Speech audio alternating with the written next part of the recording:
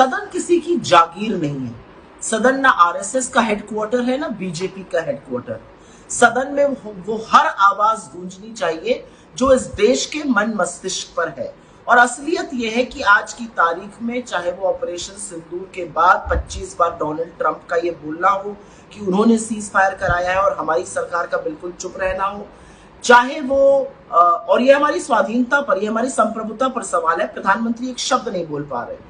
चाहे jet down करने की बात हो, कहाँ की हो रही है, कितने डाउन हुए, देश को कॉन्फिडेंस में लेने की बात हो, या एसआईआर जैसा मुद्दा हो जो हमारे संविधान ने सबसे बड़ा हक इस देश के गरीब, शोषित, वंचित, दलित, पीड़ित, आदिवासियों को, पिछड़ों को दिया, अमीरों को दिया, गरीबों को दिया, वो है वोट का अधिकार। और उस वोट के अधिकार पर जिस तरह से प्रहार किया जा रहा है एसआईआर के माध्यम से, वो कैसे डिस्कस नहीं होगा सदन में, या आप मुझे समझाने की कोशिश करिए। सदन में हर उस बात पर चर्चा होनी चाहिए, हर उस बात पर डिस्कशन होना चाहिए, हर वो बात उठनी चाहिए जो लोगों के मन में है, जिसको लेकर हिंदुस्तान के लोग आशंकित हैं।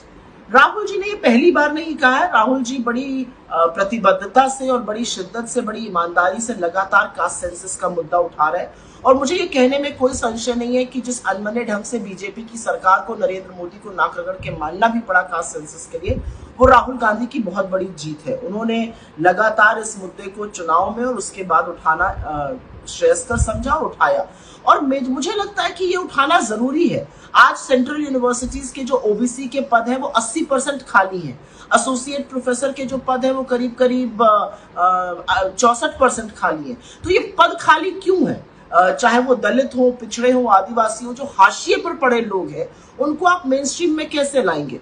और मेरा अपना मानना है कि बीजेपी बातें बड़ी बड़ी करती है, लोगों के लिए कुछ खास करती नहीं है। राहुल जी ने जातिगत जनगणना का मुद्दा इसलिए उठाया है, और वो जो रिप्रेजेंटेशन की बात वो इसलिए करते हैं क्योंकि हिंदुस्तान की एक बड़ी आबादी जो पिछड़े वर्ग से आती है वो डेवलपमेंट से कहीं बाहर है। चाहे वो गवर्नमेंट ऑफ इंडिया की सेक्रेटरीज हो, चाहे एसोसिएट प्रोफेसर हो सेंट्रल यूनिवर्सिटीज में, आईआईटीज में, आईएम्स में। आपको लगता है जो 60-70% लोग हैं इस देश के, वो इस लायक नहीं है कि वो प्रोफेसर बन सकते हैं? क्यों ये पद खाली रखे गए? ये सुनियोजित ढंग है उन लोगों को बाहर रखने का, उन लोगों को विकास से, उन लोगों को मेन स्ट्रीम से बाहर रखने का। पर अब वो दीवारें तोड़नी पड़ेंगी। जो 50% आरक्षण तोड़ने की राहुल जी बात करते हैं वो इसी क्रम में करते हैं। धर्मेंद्र प्रधान जी हर उस मुद्दे पर जो लोगों से जुड़ा मुद्दा है, जो उड़ीसा का मुद्दा है, उस पर चुप रहते हैं। उड़ीसा में एक बच्ची का